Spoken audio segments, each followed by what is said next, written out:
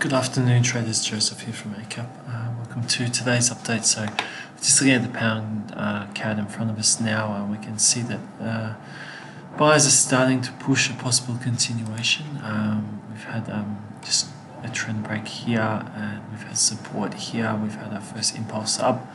We've had a bit of rejection at our previous high, and we're just starting to see a pullback after this morning's selling, which has turned into a new higher high over yesterday's close. So we'll keep an eye on that one during today.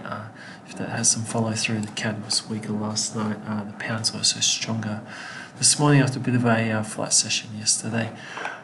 Talking about the CAD, the dollar CAD broke to new weekly highs last night. So it just touched this point at 32.09. That was after the bit of a solid selling the day before, so buyers eclipsing that yesterday. Now it was after the Fed held rates at as expected, and a few comments from Powell saying they're happy with policy at the moment. They do believe that coronavirus is a serious issue, and that it has been added to the list of global threats. So we'll keep an eye on the Fed and on the coronavirus as how it develops. So the death toll sadly rose today. Rates of infection have also increased in China, and there's also been an increase of infection in Australia as well.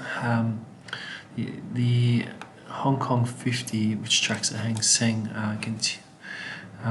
continued to trade lower yesterday. We saw another strong move down.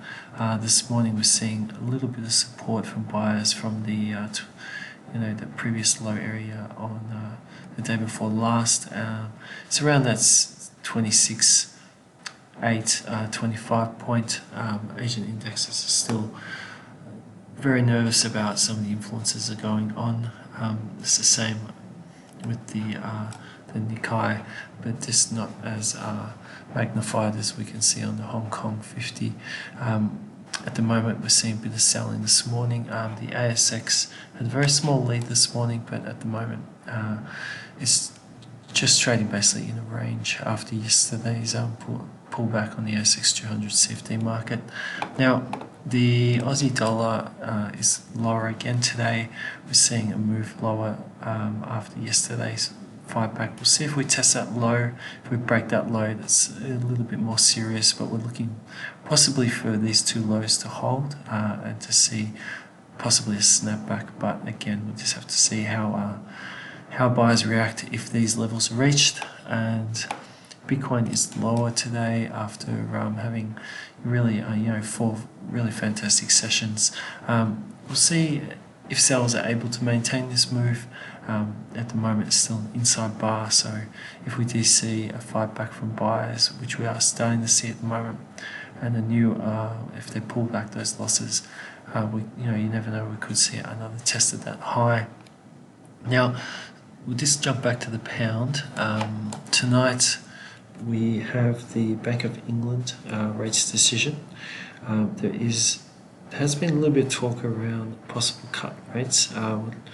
Expectations for a hold at 0.75%, with the exit from Brexit with Brexit and the exit from the EU basically a day away. It would be very surprising to see any key moves coming out of the Bank of England tonight. I would be looking for rates to remain steady at 0.75%. If there's no talk of possibility of future rates, you'll be looking for possibly for the pound to hold this support point, possibly move a bit higher.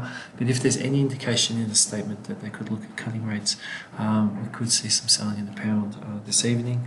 The other piece of data which tonight coming out is the advanced GDP from the US. They're looking for 2.1%. 2.1% was the last figure as well. Anything above that would continue to the position. You'd think that the Fed will continue to hold rates. We'll just have to keep watching the next US GDP figures and data, but there is, the likelihood of a rate rise is low at the moment, but if data continues to pick up, you never know, it change the tone of the Fed. So that's it. We hope you have a excellent and fantastic trading day today. Until tomorrow, bye for now.